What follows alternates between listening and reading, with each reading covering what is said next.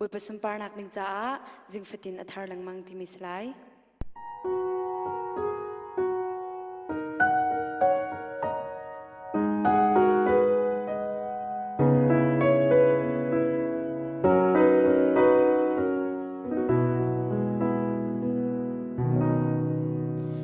kanunak lam shwai tu na si boi ba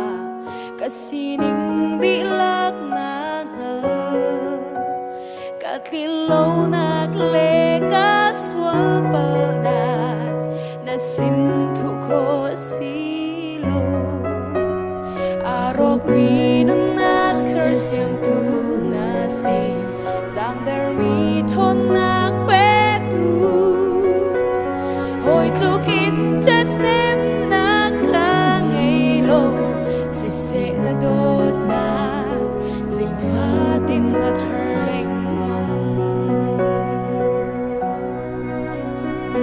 đang lấy in hôi thơ hầu đã càng ngày vội vã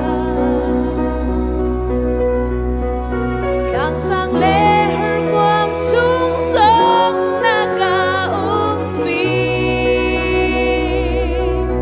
bồi ba na đốt na cà phê mi tu at đông shim shim lại lâu zoom các na si na tu liên ngân sinh sân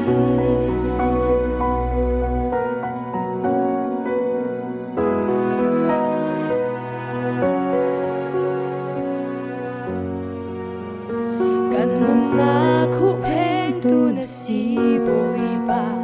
na ku chung him na ka mu valai zum her na kung man se lo na kha dem ka der na akoi mi na kam ter tu na si athi mi na pe tu kapal na katam kaswal na kanga si se na dot na zing fatin na tharleng mang nang lay in hoi tha hầu đã càng ngày vội vã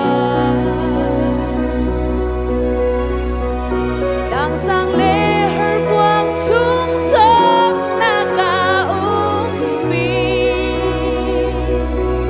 bồi ba na đốt na cà phê mi tu at đông shim shim lại lâu zoom ở các na si na tu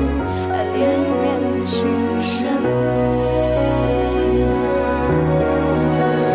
nang lay in hoi tha hầu đã càng ngày vội vã càng sang lê hở quang chung sống na cả vi bồi ba na đốt na cà phê mi tu at đông shim shim lại lâu zoom ở các na si na tu liên ngân sinh sân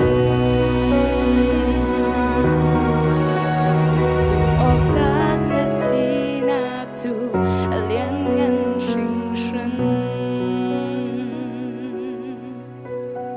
zoom ở các na si na tu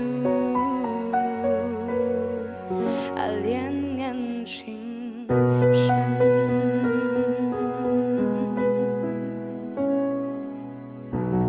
kan di laksa bui pan chona kam pek pek ko se